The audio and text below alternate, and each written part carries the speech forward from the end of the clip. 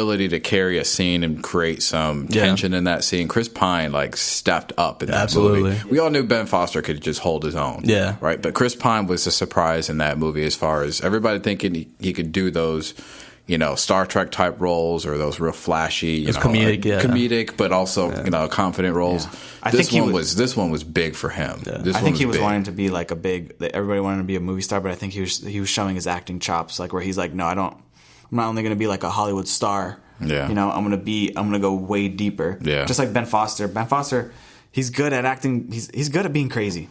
He looks crazy. And in Hell or High Water, he's a crazy guy. Yeah, exactly. So that's like right down his alley. And that last scene too with, spoiler alert, with Jeff Bridges and Chris Pine, they're back and forth. That was the climax of it. Yeah. Yeah, I love that. Yeah, I love that dialogue between them. It was really great. And so I'm definitely excited for this movie. I can't wait to watch it. We're all excited, I can say. So, What's next? On to the next news. We have Robert Zemeckis. He's in talks right now for directing The Flash. But, they're saying right now that I guess there's some more creative differences going on with that. Like, he's not going to direct until, I guess he gets to rewrite the script. Right? Yep. Yeah, he does want to. It looks like he wants to rewrite the existing script and change a couple things of the Flash mythology that Warner Brothers wants to do. But you can see Warner Brothers is a little hesitant where they're like with a property trying to control, and it's like we've been like it's like DC is like the horse, and we're beating the hell out of that horse. You know what I'm saying? So they need to just change it up, give some more freedom out. But hey.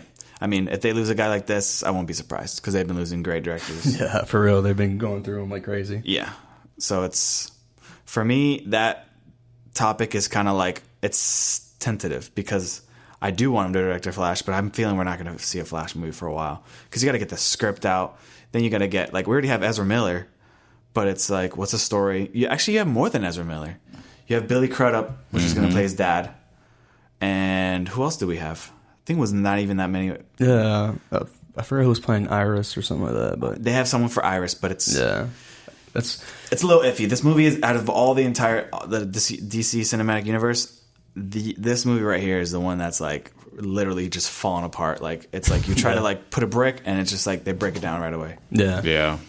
Well, and how do you adapt it from the TV show? You have to carry that it's going to be separate. Yeah. Well, but that's the hard part. You already have one medium to the audience who has this expectation of Flash now, and now you're going to try to bring it to the big screen, and whether you separate those two or not, and everybody's used to these big universes where everything's tied together. Marvel's done that really well with a lot of their TV shows going into the universe. With DC, they want to separate that, and maybe that's where Robert, is trying to get at. Now, with him, he's a writer, director, and producer, so he kind of brings that whole scale of this is what he can do. He can operate in freedom.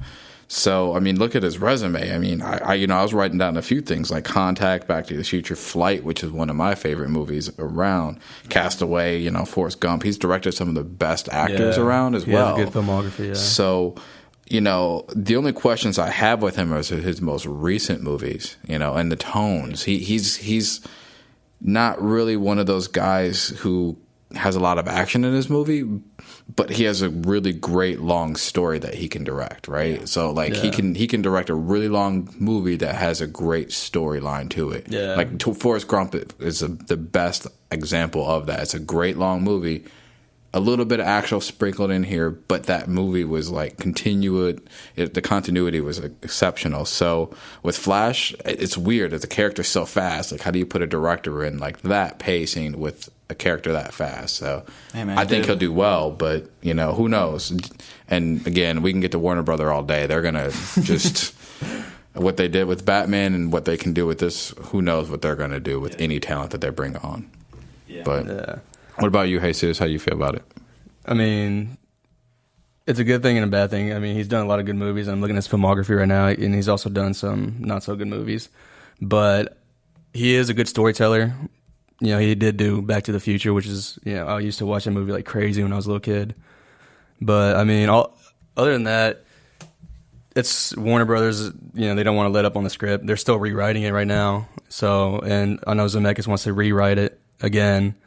It's going to be a long time before we see this movie, if we ever do see it. Yeah. Depending on how good Justice League does, critically, we can speculate and all that stuff. But I mean, I think until that movie comes out, then we can finally decide. Oh, should there be even a Flash movie? Right. Yeah. I know in the comic books they use Flash to what do you call it? Time travel. No, yeah, time travel, but also reboot series and all that stuff. They did. So, it's weird. I definitely would watch a Flash movie, but I mean, Warner Brothers. I mean, I don't know. I mean, the way it looked in the trailer for Justice League, that looked amazing. It looks great. You hope they could build from that. Like to your point earlier, you hope that they could kind of build from that, and the movie would be interesting if they took that kind of cinematography. I don't know. It's going to be interesting. I think it would be pretty interesting. Mm-hmm. He has the effects for it with a DeLorean. Yeah. He can do it. I won't be surprised if DeLorean's in the movie. As long as the Flash is faster than 88 miles per hour, we're good. Bro, 88. Speaking of time travel, what if he just in the movie Flash time travels and he sees time traveling right now. He's in the Speed Force and he sees Marty McFly in the DeLorean. Hey, that's why they just cross paths. I think he's probably one of the best choices right now because if in terms of time travel, that's literally right up the Flash's alley. Yeah. You know what I'm saying? Yeah. So it's just Warner Brothers is just hold it down, get Robert Zemeckis. I want to see that his movie. I want to see his ideas because it's he wants to rewrite the script. Just let him rewrite it. See what it is. There's a reason why that script is not working right now for directors and for Warner Brothers. Just take a chance. Yeah, take a chance. Let him try something. He has a good track record. So I say give him a shot. But hey, let's see. I'm not in Warner Brothers right now. Yeah. Disappointing. Yeah. They're unpredictable. I don't know if they're disappointing. It's just unpredictable right now. Unpredictable. They're lost. They're in a dark room. They don't know where they're at right now. Yeah. Headless chickens, pretty much. Mm-hmm. But yeah. What's next? All right. What's next is it's been announced that David Fincher has been confirmed to direct World War Z 2. Yes. Yeah, it's the team up. They're reteaming pretty much not Ben Affleck, Brad Pitt and David Fincher. They've done some great movies together. Yes. Mm-hmm. Fight Club, Seven. They've done a lot of good work together, and this seems like to be on the right track to being a good movie. Mm-hmm. What do you think, Elvis? I think this is great news right here because this guy, his track record, Fight Club, Gone Girl, Seven, those are some great movies right there. And if he can bring his twist to, because him and Brad Pitt, obviously, because you see that right now in Hollywood where it's director, actor, they'll follow each other because they know because when they know that they have a successful movie on their hands, they'll just be like, okay, let's work on our next project together. Good chemistry. World War Z, the first one, for me, it was pretty good. I do remember it was having a lot of reshoots. I think they had to reshoot the entire movie. They did. So for me, if you can get someone like David Fincher, Brad Pitt coming back, hey, I'm loving that right there. Just that duo right there, I'm okay with. And the World War Z, I know it's a book. It's like a book series. Yeah, it's based off a book. They said that it was nothing like the book. It was not. I read the book. Yeah. It's nothing like the book. Is the book good? Is the book good? Yeah.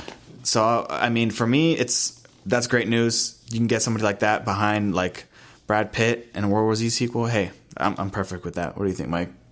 Yeah, like I said, I read the book, and the book was phenomenal. The book was short stories. It was just a compilation of short stories throughout how each country dealt with the attack of zombies. So it was interesting, and it was a very good book.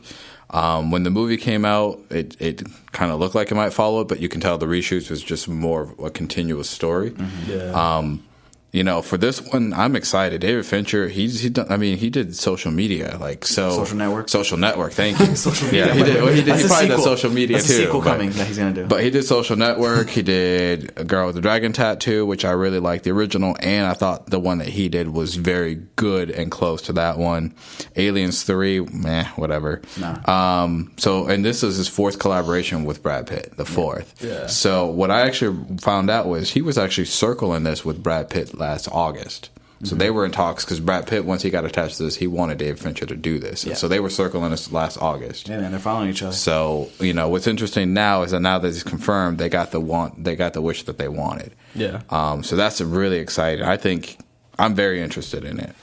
Definitely. I don't know what they're going to do. Maybe they're going to take one of the other short stories out of the book and now do that story instead or something. Yeah. But I don't know how they would do it. They seem to wrap it up okay I'd have to rewatch the first one again, but I thought they wrapped it up pretty well in the first one. It seems like they could have done a Walking Dead type TV show. Yeah. If you say it's different perspectives of like around the Earth. Mm-hmm. That sounds like you could do like a good. I would watch that on a Netflix series. Yeah, it was really good. Like each country had different protocols on how they dealt with. I mean, it was a really good book. That sounds pretty cool. Yeah. I mean, I remember I actually watched World War Z not too long ago, and it was on TV, and I remember, like you said, Elvis, the problems with making the film and all that stuff. They had to do a lot of reshoots. The script was pretty much rewritten also, and they completely redid the third act, the final act of the movie, because I guess in the movie they're supposed to have a huge battle scene in Russia. And I remember the reporter for that, or not the reporter, the director for that movie, I remember him stating afterwards, he said, I felt like there was too much action in the movie and we had to calm it down for the ending. I'm like, why would you cut action out? Like, why would you, especially in the third act. Especially for a zombie type movie, you know, like you want to watch action, you want to watch, guns blazing, zombies dying, all that stuff. But, David Fincher and Brad Pitt, it's definitely a good team up. And you were naming some of the movies, Girl with the Dragon Tattoo and all that. I was like, man, like he's done some good work. Mm-hmm. So hopefully Paramount can put trust. At the end of the day, it's also about, the studio is also giving creative freedom to the director, you know. Which I think they should. They really should. They should just take a chance and let them have that freedom to do whatever they want. Well, not whatever they want, because sometimes it can go bad. But just let him and Brad Pitt work. Yeah, I mean their track record together has proven themselves. So I think that I think they can have another gold star there. Yeah, I mean I'm definitely excited for this movie though. I really do want to watch it. World War Z wasn't a bad movie. No, there's some pacing ishes and all that stuff, but I mean, for me, it was a good movie. Yeah, it was a good first movie. If they can build off with this one, I'll watch it. Yeah, any day. Yeah, absolutely. What if they know better than us? So long as they are no worse.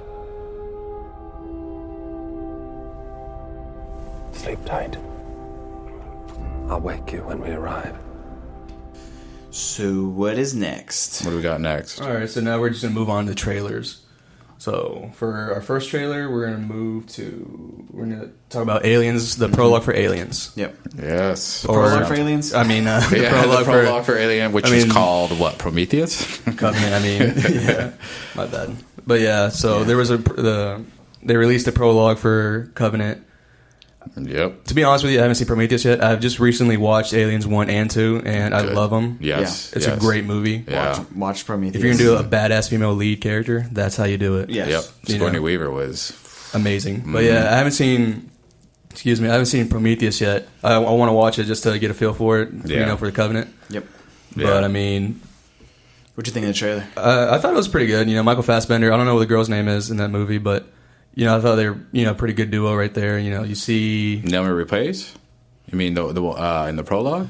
Yeah. Okay. Yeah. So from Prometheus? Yeah, Prometheus, yeah. But like I said, I haven't seen the movie, so yeah. Well, I mean, what do you guys think? Yeah, honestly, I'm extremely excited for this. So, I'm a huge Alien fan, huge fan of the director. Obviously, Ridley has just been one of my favorites for a long time. So, this prologue was great. I wish this was the first one they released and the only one they released because it didn't give away a lot. The other two trailers that they released gave away some key scenes that I kind of wish you didn't see. But, I mean, again, it didn't give away a lot of storyline. This prologue built up the anticipation for me. Michael Fassbender, one of my favorite actors right now, currently. He's really good. Yep. As David, he's phenomenal. He's going to bring a new character, which they showed some of those... what are those guest spots? Yeah. Yeah, I guess he's playing another synth or something like that. Mm-hmm. So, and then you get to learn more about the engineers. I think I'm going to spoil Prometheus here. They talk a lot about the engineers. Cover your ears, earmuffs. A lot of the quest was to figure out who the engineers were, and so this one they'll probably get a little bit closer to who that is. That'll be really interesting. But I like that the prologue didn't give away a lot. I mean, and the sounds. I mean, I'm a sci-fi fan, so the sounds just in the prologue alone for me, amazing. I'm extremely excited for this one. This one is just going to make my day. So, really excited. Absolutely. Yeah, this trailer, I was lost in this trailer. I don't know about you guys. What I love about it is that so far, I don't know if it's Ridley Scott or the studio that is the past couple trailers they've been putting out. they haven't been like these like jump cut of like just trailer, like it's just excitement.